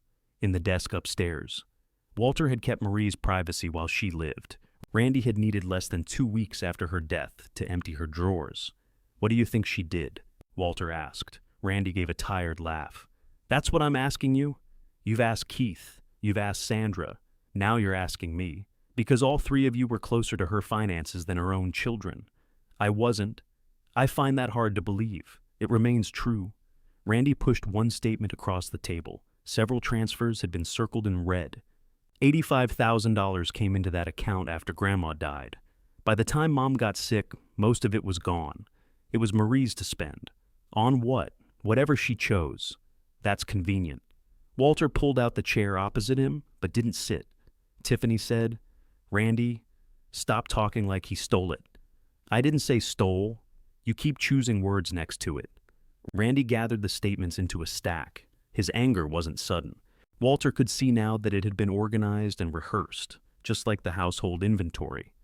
"Granddad protected this family after Dad died," Randy said. "He made sure the house couldn't leave us. Mom understood that." "The inheritance didn't come from Eugene," Walter said. "It was still family money. Marie was family." "You know what I mean?" Walter did. To Randy, the Becker family had a boundary. David was inside it, though he had been dead for 25 years. Eugene was inside it. Randy, Tiffany, and Zachary were inside it by blood. Marie had remained inside by being David's widow and their mother. Her second marriage complicated that position, but didn't change it, as long as nothing of value crossed the boundary. Walter had lived in the house, repaired it, and cared for Marie. Randy didn't deny those facts. He simply counted them as the price Walter paid for being allowed near the family, not as proof that he belonged to it. "What did you think would happen to the inheritance?" Walter asked. Randy answered without hesitation. "What was left should have come to us. Why?" "Because we're her children. That isn't the whole reason." Randy looked toward Tiffany and Zachary, expecting support. "Our father died," he said. "Granddad spent the rest of his life making sure some other man didn't take what Dad left. Then you moved into the house and lived there for 21 years without rent." Walter felt Tiffany flinch before he saw it. "I paid the taxes with your mother," Walter said. "I bought materials. I repaired every room. And you lived there. Yes, you benefited too. I never said I didn't." Randy stood. "Then why is everyone acting like you were thrown into the street with nothing? You had 21 years in a house that wasn't yours. Mom took care of you.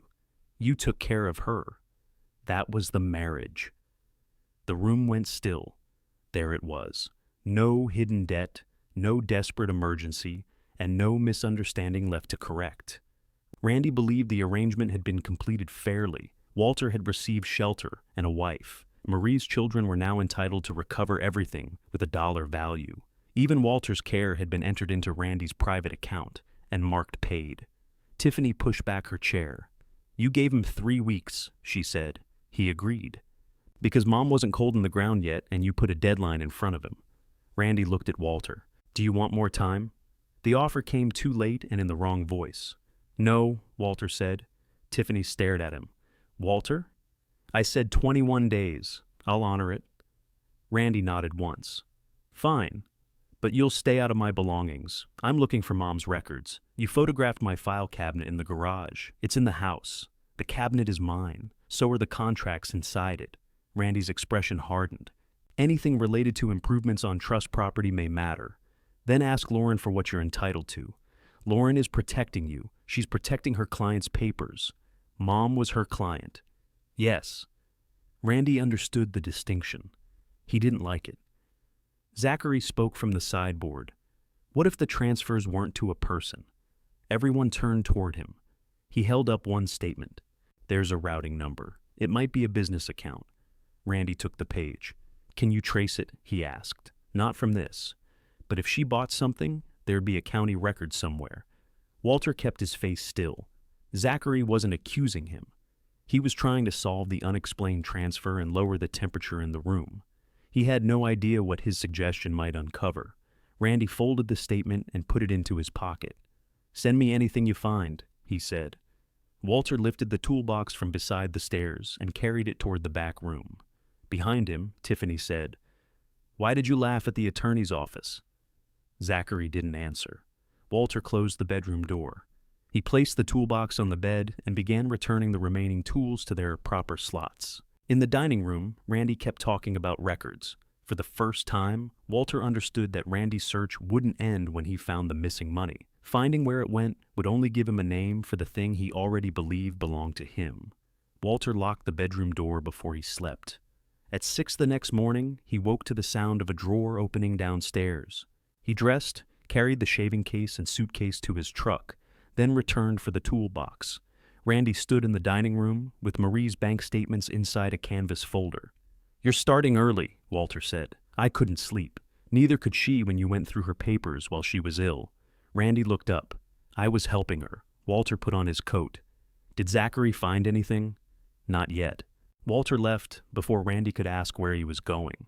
Sandra lived 15 minutes away, in a brick ranch house with a wide front window and too many bird feeders. Marie had sat at Sandra's kitchen table every Thursday for years, unless illness or weather stopped her. Her place at that table remained empty. Lauren arrived at 10 carrying a leather portfolio and a portable document scanner.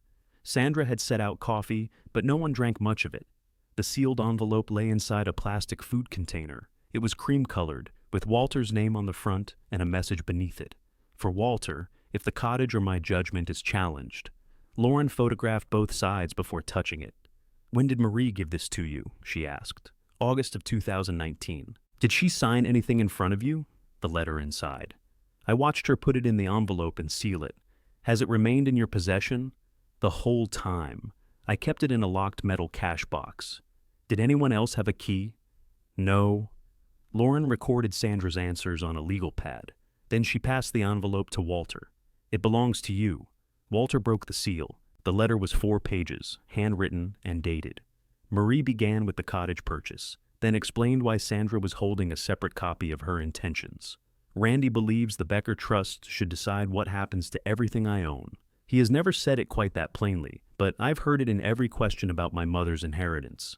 The cottage didn't come from David, Eugene, the trust, or the house on Cattail Run Road. It came from my mother. Walter has never asked for that money. He doesn't know the cottage exists. Marie had underlined the final sentence. Farther down, she named Whitfield Cove Holdings, the purchase year, and Walter as her chosen successor. She stated that she had made the decision freely and long before any serious illness. Walter read in silence while Sandra watched his hands. On the final page, Marie explained that she'd left the letter with Sandra because friendship carried a kind of credibility family arguments sometimes lacked. Sandra had known Marie before David, through David's death, and through the entire marriage to Walter. She knows I can be stubborn. She also knows no one has ever made me do something after I've decided against it. Sandra made a small sound that was almost a laugh. That part's true, she said. Walter reached the final paragraph. If my children accept my decision, let this letter remain private. If they accuse Walter of taking what is theirs, show them the dates. I bought him a place because he spent years caring for a home he could never own, and because I could see that some people counted his love as rent. Walter lowered the paper. Sandra pressed a napkin flat beside her coffee cup. She had known the letter existed, but not its words. Tears gathered in her eyes without falling. She asked me once whether I thought she was being dishonest, Sandra said. What did you tell her? Walter asked.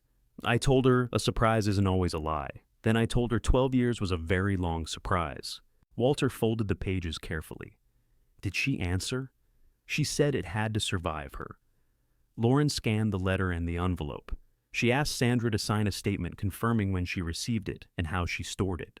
When Sandra finished, Lauren arranged the evidence across the table by date. First came the bank record showing Marie received $85,000 from her mother's estate in 2009. The money went into an account held only in Marie's name. Next came the 2014 closing statement. Whitfield Cove Holdings purchased the cottage for $62,000. No mortgage appeared. The payment came directly from Marie's inheritance account. The original company agreement followed. Then the 2016 amendment naming Walter as successor, signed before Marie's diagnosis. The hidden toolbox tray was installed later that year. Sandra's letter came next, dated 2019. Last were the 2023 amendment, notarized direction, and Dr. Mercer's statement. Lauren tapped each paper once as she spoke. Separate inheritance, debt-free purchase, early successor designation, independent witness, reaffirmed designation, medical confirmation. Keith, who had joined them after opening his shop, placed his receipt folders at the end. And renovation expenses, he said. Everyone I could find. Lauren reviewed several invoices, all named either Marie or Whitfield Cove Holdings. None named Walter's contracting company. This is unusually complete, she said. Marie had 12 years, Walter replied. She used them. Lauren called the notary whose seal appeared on the 2016 amendment. The woman had retired but still kept her journal. She confirmed the entry date and identification used. Dr. Mercer's office verified the later statement had been issued from Marie's medical file. They wouldn't discuss the examination by phone, but they agreed to provide a certified copy to Lauren under the authorization Marie had signed. The confirmations didn't make Walter feel triumphant. They made Marie's preparation more exact. She had anticipated not only Randy's anger, but the shape it would take. What remains? Walter asked. Your formal acceptance as successor, Lauren said. Then we update the company record and tax mailing address. Does Randy have to be notified? No. He has no ownership in the company. Could he stop the filing? Not without an order, and he has no evidence to support one. They returned to Lauren's office before noon. She prepared a written acceptance stating that Walter took full ownership of the company under Marie's operating agreement. He read every page before signing. Lauren filed an update with the Virginia State Corporation Commission, naming Walter as the company's sole member and manager. She changed the registered mailing address from Keith's shop to her office temporarily, then sent notice to the county treasurer that future tax bills should go there until Walter chose a permanent address. The county deed remains in the company's name, she explained. That's correct. You own the company, and the company owns the cottage. Walter looked at the confirmation number on her screen. No one can sell it without me? No, borrow against it? No, enter it? That's a practical question, not an ownership question. Keep your new lock. She printed the filing receipt and stamped a copy for him. The certified deed request would take several days, but the recorded image already matched Marie's original. Walter placed the filing receipt in the shaving case with Marie's first note. Lauren kept the original documents in her locked cabinet. What do I do if Randy finds the county record? He asked. Tell him to speak to me. What if he comes to the cottage? Don't let him in. The answer was plain enough to feel strange. Walter had spent years opening doors for Marie's children. He had never asked one of them to wait on a porch. Now, a boundary had been written into the same day as his new address. Tiffany called while he stood outside Lauren's office. Are you busy? She asked. Yes, I can call later. What did you need? She hesitated. I wanted to say, I'm sorry. For which part? The question wasn't cruel. Tiffany heard that, which made it harder to answer. For sitting there. For letting Randy give you a deadline like he spoke for all of us. He does speak for you when you don't speak. I know. Walter watched people cross the courthouse lawn. A man carried rolled survey plans beneath one arm. A woman struggled with an umbrella that had turned inside out. Tiffany said, I didn't know what to do. You could have asked for time. I should have. Yes. She was silent. Walter didn't rescue her from it. Finally, she said, Randy thinks Mom hid money. What do you think? I think Mom was allowed to have things we didn't inspect. Tell him that. He won't listen to me. That doesn't make saying it useless. Tiffany breathed out. Can I help you pack tonight? Not tonight. Tomorrow? I'll let you know. He ended the call without forgiving her, and without shutting the door completely. Keith was waiting beside Walter's truck. You heading back to Orange? He asked. Not yet. They drove to the cottage with the toolbox, suitcase, and 2 grocery bags. Walter stopped at a home supply store for a carbon monoxide detector, furnace filters, and a weatherproof padlock for the workshop trailer. At Whitfield Cove, the new front key turned smoothly. Warm air met them inside. The heat pump had held the temperature overnight. Walter checked the repaired water line, then walked through each room with a notepad. The cottage had 1 bedroom, a small bathroom, and a narrow second room furnished as an office. Clean sheets rested in a labeled bin. The refrigerator was empty and unplugged. Marie had left canned soup, rice, coffee, and a jar of sugar in the pantry. Walter examined expiration dates and discarded nothing yet. Keith opened the workshop trailer. Inside stood a compact table saw, a drill press, clamps, folding workbenches, and shelves of dry lumber. Dust covered everything, but the machines had been oiled before storage. Walter touched the table saw fence. This was yours. Still is, technically. Why is it here? My shop ran out of room.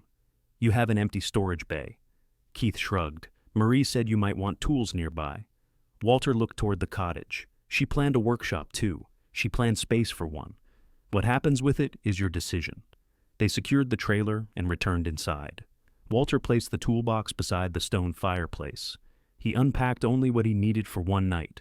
Toothbrush in the bathroom, medicine on the kitchen counter, 1 shirt in the bedroom drawer. The suitcase remained mostly closed. He called Lauren before dusk. Any response to the filing? He asked. It was accepted. The company record now lists you. Walter sat at the oak table. And the property? Debt-free. I confirmed the closing file and tax status. Nothing is overdue. He looked through the front windows at the lake. So this is legally mine. The company is legally yours. The cottage is its only asset. Yes, Walter, it's yours. He thanked her and ended the call. Then he removed Marie's thick letter from the fireproof box and read it from beginning to end. When he finished, he returned it to the envelope. He didn't turn on the television or call anyone. He heated soup, ate at the table, and washed 1 bowl. Before bed, he checked both doors. The old toolbox sat beside the hearth, holding no deed now. Only the tools Randy had valued at roughly $30 of yard sale junk. The papers were safe with Lauren. The ownership was recorded. For the first time since the will reading, Walter possessed something Randy couldn't inventory, divide, or order him to leave. The next morning, Zachary called before Walter had finished his coffee. I think I made a mistake, he said. Walter looked toward the lake. What did you do? I searched Mom's name in county records. Nothing came up, so I tried her maiden name. Walter waited. I found Whitfield Cove Holdings. The registered address changed yesterday. Did you tell Randy? I sent him the link before I understood what it was. What do you understand now? That the company owns a cottage? Yes. And the company record names you? Yes. Zachary lowered his voice. Did Mom give it to you? Yeah, she arranged for me to receive it. When? That's a question Randy will ask. I'm not answering it twice. He's on his way to Lauren's office. Walter set down his mug. Then he can speak to Lauren. Randy called 9 minutes later. You need to bring that deed back to Orange. Walter remained at the kitchen table. It has never been in Orange except for the copy Marie put in my toolbox. What copy? The one beneath the false tray. Randy went silent. Walter heard a vehicle horn in the background, then Randy's turn signal. You found a property deed in that box? Yes, and you didn't tell us. Marie told me not to. Mom was sick. She built the tray 7 years before her diagnosis. Another silence followed, shorter this time. That cottage was bought with family money, Randy said. It was bought with her inheritance. That came from our grandmother. We had this conversation, not when you were hiding a $400,000 property. Walter looked around the cottage. You don't know what it's worth. Lake property isn't hard to estimate. Then estimate it from Orange. Don't sell anything. You don't have authority to tell me that. We'll see. Randy ended the call. By noon, Lauren received a letter from an attorney Randy had hired. It challenged Walter's succession to the company and alleged that Marie might have been influenced while seriously ill. The letter requested that Walter make no sale, transfer, or major alteration until the dispute was resolved. Lauren read it to him over the phone. "Does it stop me from living here?" Walter asked. "No, it's a demand, not a court order. What happens next?" "I answer with enough information to show the claim has a problem. I'm not giving them our full file yet." Walter glanced at the toolbox beside the hearth. "He thinks I talked Marie into this. He needs that to be true. Otherwise, the dates leave him nowhere to stand." That afternoon, Randy drove to the cottage. Walter saw his black vehicle stop outside the shared gate. Randy entered the old code Zachary had found in an email among Marie's papers. The gate opened now that Walter had repaired the guide. Walter met him on the porch, but didn't invite him inside. Randy looked past him through the windows. "So this is it. This is it. You're staying here? For now? While you still have access to our house?" Walter rested one hand on the porch rail. "I have 19 days of the 21 you gave me. You moved out. I moved one suitcase." Randy looked toward the workshop trailer, the dock, and the water beyond it. Each feature increased the amount he believed had been removed from the family. "How much did she spend fixing this?" he asked. "I don't know the final number. You expect me to believe that?" "I learned the cottage existed 2 days ago." Randy laughed once. "Keith spent years working here, and you knew nothing." "That's correct. You worked beside him." "Yes." "And Sandra brought Mom here." "Yes. Everyone lied to you, but somehow you're not angry with them." Walter studied him. "I didn't say that." Randy stepped closer. "Sign the company over to the estate. We'll sell the cottage, settle the expenses, and divide what remains. You can take a reasonable amount." "A reasonable amount for what?" "For your interest. My interest is all of it." The words stopped Randy. Walter hadn't raised his voice. He'd stated ownership the way he might state the size of a board. Randy's face reddened. "You wouldn't have this without my mother. That's true. You wouldn't have had the house for 21 years either. That's also true. So don't stand there like we owe you. I haven't asked you for anything. That's the problem. You went around us. Marie went around you." Randy looked toward the front door. Marie's raincoat was visible on its peg. She wasn't thinking clearly at the end.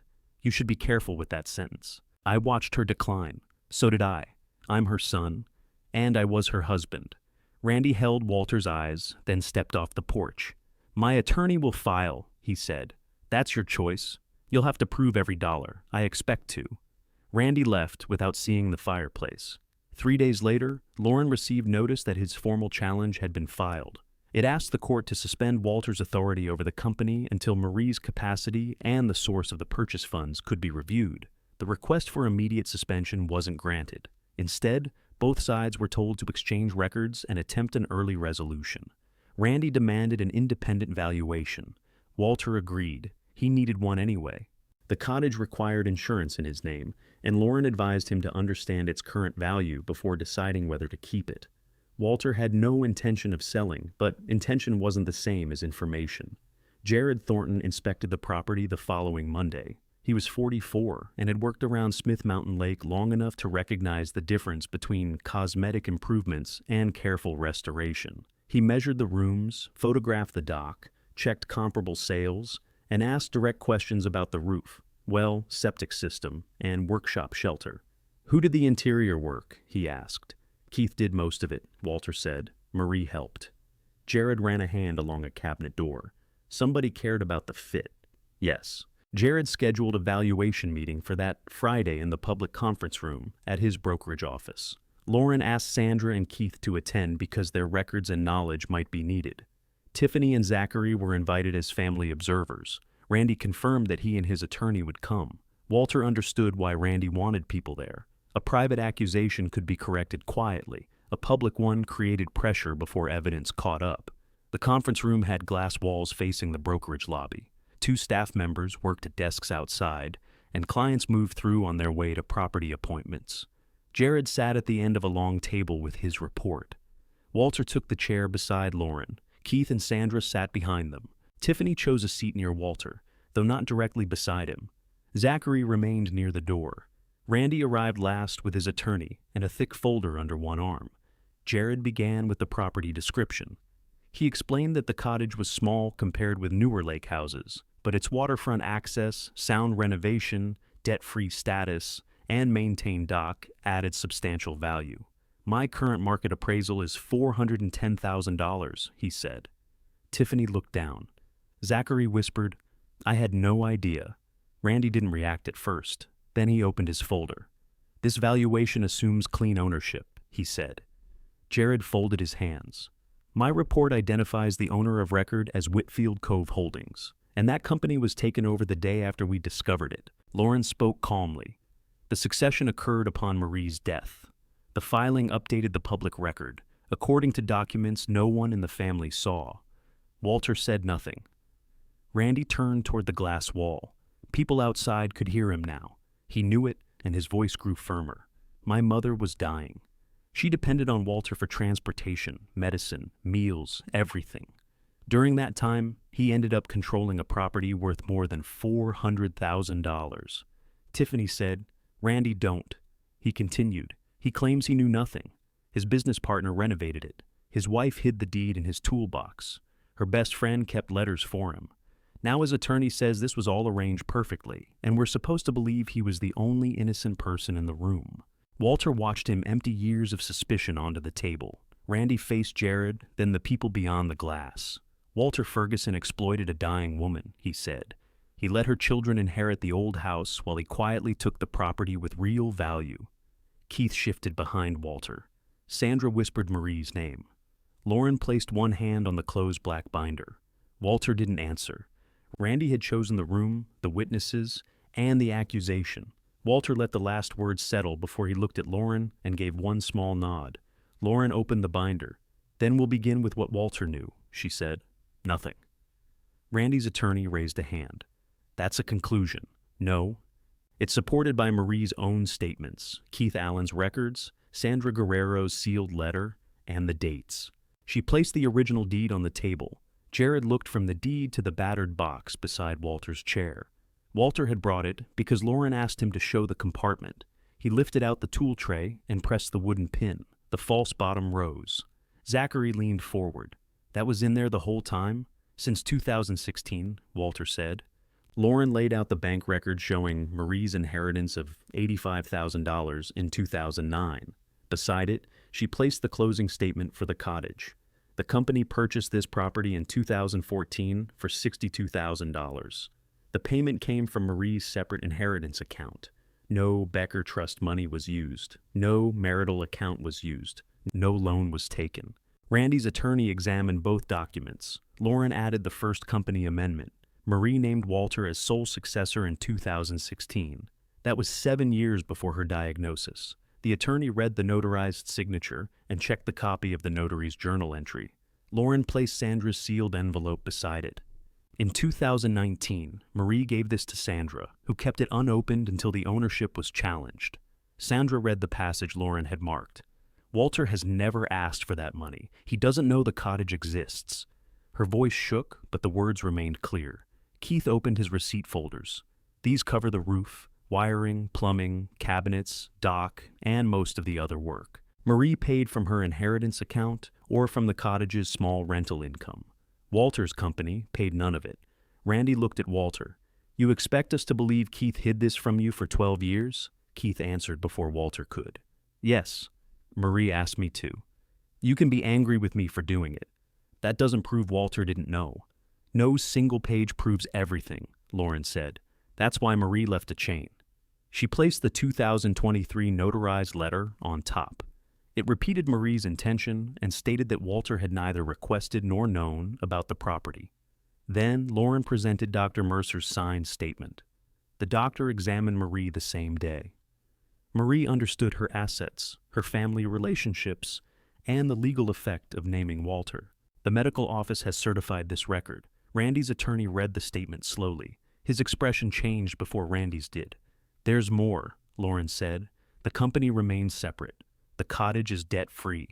Marie repeated the same decision she made before she became ill. Walter accepted ownership only after finding the deed, and the state filing reflects the succession already required by the operating agreement. Randy pushed his chair back. She depended on him. That's influence. Dependence isn't incapacity, Lauren said. Marriage isn't coercion. Care isn't evidence of theft. Tiffany looked at her brother. You said Mom couldn't know what she was doing. She was dying. She was still Mom. Randy turned toward Walter. Why didn't she tell you? Walter rested his hand on the toolbox. Because she believed one safe place had to survive her. She thought, if I knew, I'd ask her to tell you. You would have, yes. And we could have stopped her. No, Walter said. You could have pressured her. That's why she didn't tell me. Randy looked toward his attorney. We're not dropping this. His attorney closed the folder. The early amendment is a serious problem for the challenge. So is the separate funding. You work for me. I do. That requires me to tell you when the evidence doesn't support the allegation you made. The people beyond the glass had stopped pretending not to listen. Walter stood. I won't ask for punishment, he said. I won't ask for anything from the house or the savings. I'll finish moving by the date I agreed to. But the cottage is mine, and none of you will enter it without my permission. His eyes moved from Randy to Tiffany and Zachary. If you challenge that, Lauren will answer. If you accuse me again, she'll answer that too. Randy gathered his papers. He had entered expecting Walter to defend himself with grief and family history. Instead, every claim met a date, a signature, or an independent witness. He left without apologizing. His attorney remained long enough to copy the medical statement. The following Tuesday, Lauren called Walter at the cottage. The challenge has been dismissed, she said. Randy authorized his attorney to end it after we filed the full record. Can he reopen it? Not on the same unsupported claims. Walter looked toward the workshop trailer, where Keith was replacing a damaged cord on the table saw. Then let it end there. You could request repayment of some legal costs. No? You're sure? I want a boundary, not another account between us. 2 days later, Jared delivered the final appraisal. He also brought a written offer from a couple seeking a smaller lake property. They were willing to pay $425,000 if Walter wanted a quick sale. Walter read the offer at the oak table. That's a strong number, Jared said. It is. Do you want time? Walter looked at Marie's raincoat near the door, the rounded cabinet edges, and the rosemary recovering beside the steps. No, he said. Tell them it isn't for sale. On the final day of his deadline, Walter drove back to Cattail Run Road. His belongings fit into his truck and Keith's trailer. Randy wasn't there. Zachary helped carry the spade, file cabinet, radio, and remaining boxes from the garage. Before Walter left, Zachary touched the toolbox. I'm sorry I laughed. Walter secured a strap across the lid. Why did you? I thought Randy's joke would pass faster if somebody laughed. It didn't. No. Walter tightened the strap. Don't make another person small just to get through an uncomfortable room, he said. Zachary nodded. Walter didn't offer more than that. Tiffany arrived at the cottage the next morning with cleaning supplies, 2 bags of groceries, and Marie's blue mug wrapped in a towel. You left this on the kitchen counter, she said. I thought Randy might argue it belonged with the dishes. He did. Walter took the mug. What did you say? That Mom bought it for you in Williamsburg. Then I told him I was bringing it here. It was a small act, late but real. Tiffany helped him unpack books in the narrow second room. They worked for an hour before she spoke again. I treated silence like it wasn't a decision. Walter placed a carpentry manual on the shelf. It was a decision. I know. I'm not ready to pretend the will reading didn't happen. I'm not asking you to. He handed her another book, top shelf. She put it there. Their repair began that way, without an embrace or a promise. Tiffany returned the following weekend to help wash the cottage windows. Later, she brought framed photographs, including one of Marie laughing beside the unfinished porch. Walter chose where it hung. Keith and Walter opened the workshop trailer in early spring. They cleaned the machines, built a longer workbench, and replaced the shelter's rusted light fixtures. Sandra brought an old electric kettle for the corner near the door. A few neighbors began stopping when they heard the saw. One needed help repairing a porch step. Another wanted to learn how to fit a cabinet hinge. Walter offered Saturday mornings. He didn't do the work for them. He showed them how to mark a straight line, support a board, and keep their hands clear of a blade. Keith taught sharpening when his knee allowed him to stand that long. The first finished project was a small cedar box with a fitted tray. No false bottom was needed. By summer, the rosemary beside the steps stood upright again. Walter repaired the dock rail, sealed the porch, and set Marie's red chair where it faced the evening water. The legal papers remained secured at Lauren's office. A certified copy of the deed stayed in the fireproof box beneath the hearthstone. The new company record, tax bill, insurance policy, and utility accounts all carried Walter's name. If stories about reclaiming dignity after family abandonment matter to you, subscribe and return for the next inheritance story. One evening, Tiffany left after supper, and Keith closed the workshop early. Walter washed 2 plates, set the blue mug beside the coffee maker, and walked through the cottage checking the windows. At the bedroom, he opened the suitcase that had remained beneath the bed. He removed the last folded shirt, placed it in the drawer, and stored the empty suitcase on the closet shelf. Then he carried the battered toolbox onto the porch. The sun lowered across Smith Mountain Lake, turning the cove copper between the trees. Walter switched on the porch lamp and sat in Marie's red chair. The toolbox rested on the step beside him, its old leather handle folded against the lid. Inside, the cottage key hung on its hook. The workshop was ready for morning. Behind him, the rooms held his books, his clothes, and the ordinary sounds of a house settling after dark. Walter stayed until the first stars appeared over the water, finally fully home.